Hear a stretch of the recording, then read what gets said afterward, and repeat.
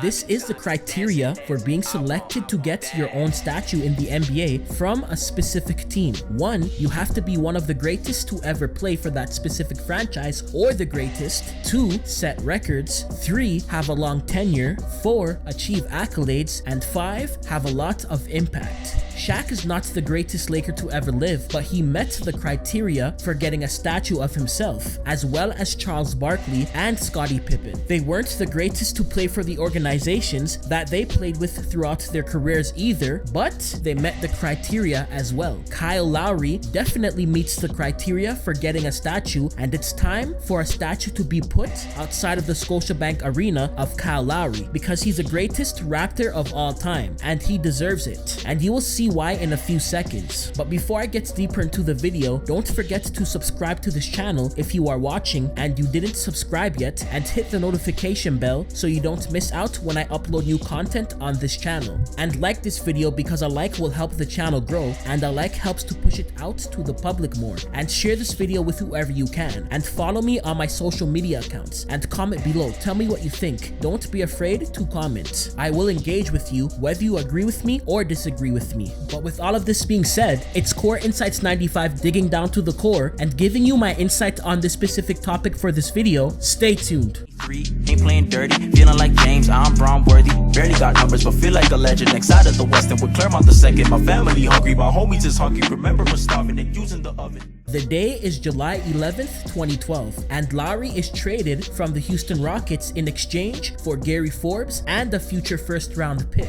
Things got off to a good start with Kyle on the Toronto Raptors. These were the stats that he put up in the preseason, and things started out great for him in the regular season as well, because throughout the first 3 regular season games, he averaged over 23 points and 7 assists per game. But things went wrong in the 4th game that season, because Lowry would go down with an injury in just 17 minutes of action on November the 6th, 2012 against the Oklahoma City Thunder, and the Raptors would go on to lose that game 108-88. Lowry wouldn't return to action until November the 20th against the Philadelphia 76ers, but the unfortunate part was that he would have to come off the bench because Jose Calderon was starting at that time. Lowry would start again after Calderon was traded to the Detroit Pistons. Lowry would end up playing solid for the rest of November that season. Kyle would end up averaging 11.6 points, 1.4 steals, 6.4 assists, and 4.7 rebounds per game, shooting 36% from the 3-point line and 40% from the field, a little bit under 30 minutes of action. That season, for the 2012 to 2013 season, the Raptors would end up with a 34 wins and 48 loss record and miss the 2013 playoffs. Then in the summer of 2013, things would start to change for the organization, because on May 31st, Masai Ujiri was hired as the Raptors' new general manager. He took the position from Brian Colangelo. In the league, Kyle Lowry had a bad reputation. He was known as a player to battle with head coaches and was a cancer in the locker room and had a negative attitude. Masai always believed in Lowry though. Despite what history was saying about him, he would always challenge Kyle to be a better player and leader during meetings that off-season, and Masai said this to Kyle one day: "Do you want to be a $3 million player, $2 million player for the rest of your career, or do you want to be a $10 million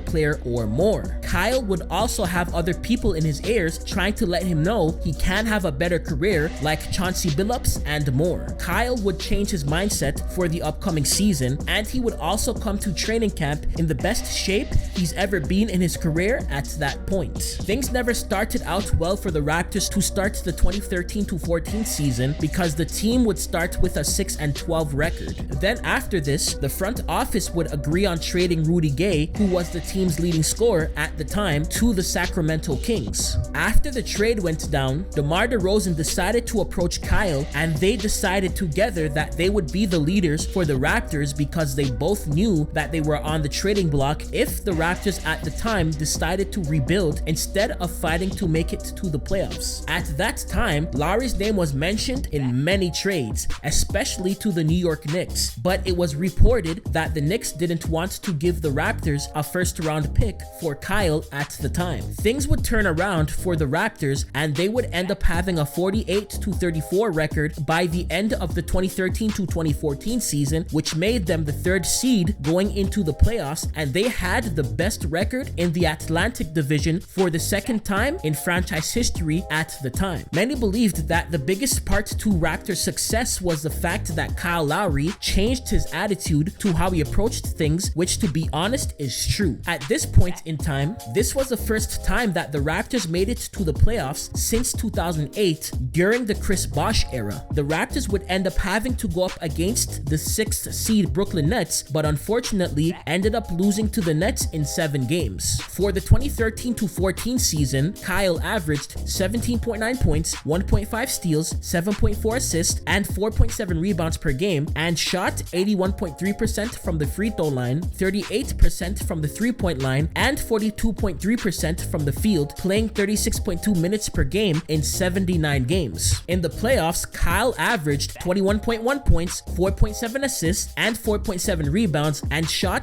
87.8% from the free throw line and 39.5% from the three, and 40.4% from the field, playing 38.7 minutes per game in 7 games. This was the best that Kyle has ever played in his career at that time. Lowry was a free agent during the 2014 offseason, and he drew a lot of interest from many teams, but he would end up re-signing with the Toronto Raptors for 4 years on July the 10th for $48 million. The Raptors would continue to flourish going into the 2014-15 season because the team started out with a record of 11 wins and 4 losses. And Lowry would end up becoming an all-star for the first time in his career, and he was a starter as well for the 2015 NBA All-Star Game. Kyle would also participate in the 2015 NBA All-Star Weekend Skills Challenge during the NBA All-Star Weekend. The Raptors would end up with a 49 wins and 33 loss record and were the 4th seed going into the 2015 playoffs, and they had the best record in the Atlantic Division again. But unfortunately, the Raptors would get swept by the Washington Wizards in the first round. For the 2014-15 season, in 70 games, Lowry would average 17.8 points, 1.6 steals, 6.8 assists, and 4.7 rebounds, and shoot 80.8% from the free throw line and 33.8% from the three-point line and 41.2% from the field in 34.5 minutes of action. In the first round of the playoffs, he averaged 12.3 points, 1.3 steals, 4.8 assists, and 5.5 rebounds per game, and shot 72.7% from the free throw line and 21.7% from the three-point line and 21.6% from the field in 32.8 minutes of action. He didn't play well. In fact, he played terrible due to injuries. Lowry and the Raptors' success would continue because due to high level of play, he was getting career highs in different statistical categories and set and broke franchise records. The Raptors would end up finishing the 2015-16 season with the 2nd best record in the East with 56 wins and 26 losses. The team would also advance to the Eastern Conference Finals for the first time in franchise history. But unfortunately, the Raptors ended up losing to the Cleveland Cavaliers, who went on to win the NBA championship in 6 games. Continued success would still happen for Lowry and the Raptors because he would have more All-Star appearances, and the Raptors would continue to be one of the top teams in the East. And Lowry would even get a contract extension for 3 years worth $100 million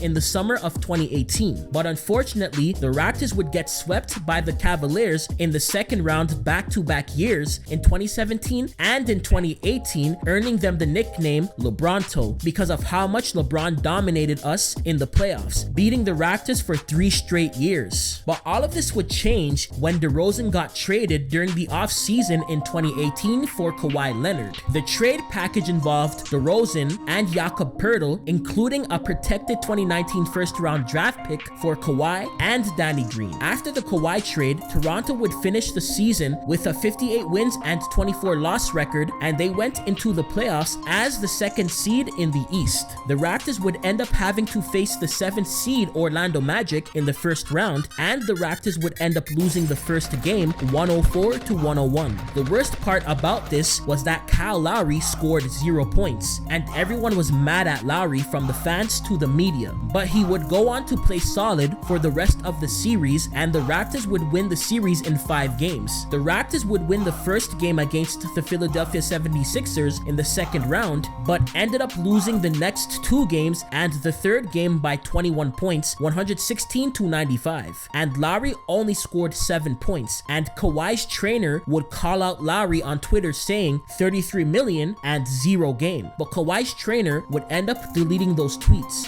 Fortunately, the Raptors would end up beating Philly in 7 games, and in the Eastern Conference Finals, the Milwaukee Bucks would go up 2-0, but the Raptors would fortunately end up winning the series in 6 games and advanced to the NBA Finals, making it the first time in franchise history that the Toronto Raptors would make it to the finals, and the first team in NBA history that's outside of America to make it to the NBA Finals. The Raptors would end up beating the Golden State Warriors in 6 games. Golden State was looking to three-peat that year in the finals. The Raptors achieving this went into the history books because it was the first time that a team outside of America won the NBA championship in NBA history. But unfortunately, Kawhi would end up leaving the Raptors to sign with the Clippers in the 2019 offseason, and after the departure of Kawhi Leonard, the Raptors still managed to finish the season with the second best record in the East with 53 wins and 19 losses last season, and would push the Boston Celtics to 7 games in the second round last year in the conference semifinals led by Kyle Lowry. But unfortunately, the Raptors would lose in game 7 by 5 points, 92-87. And then comes this season. We don't know what's going to happen, but we just have to wait and see, because this season has been really weird, and Toronto Raptors fans know what I'm talking about. But with all of that being said,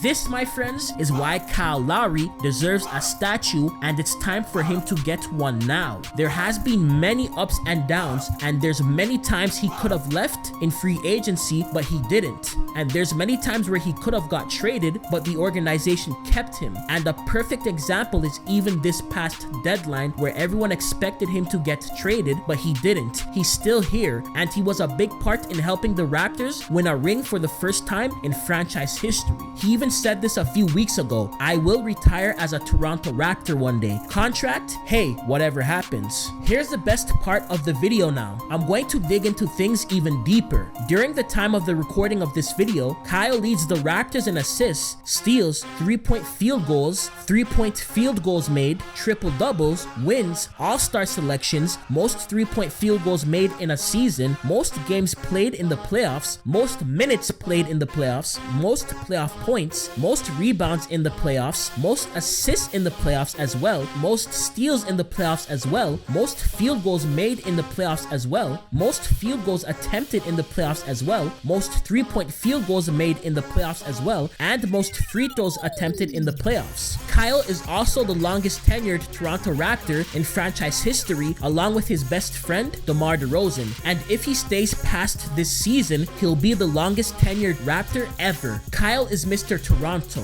Kyle is Mr. Raptor. Kyle is the real king of the North, and there's no taking that away from him. He's overall the most successful Raptor of all time, and this is why he deserves to have a statue, and it's time for him to get a statue outside of the Scotiabank Arena now, like I said before. But with all of that being said, that's it for the video, and like I always say, don't forget to like and subscribe and hit that notification bell to get notified whenever I drop a new video, and follow me on my Twitter and Instagram account. It's the same name as my YouTube channel name, and don't forget to comment below. Your opinions will matter, and share this video. Peace. I eat my French toast, bag of French girl, tell her let's go.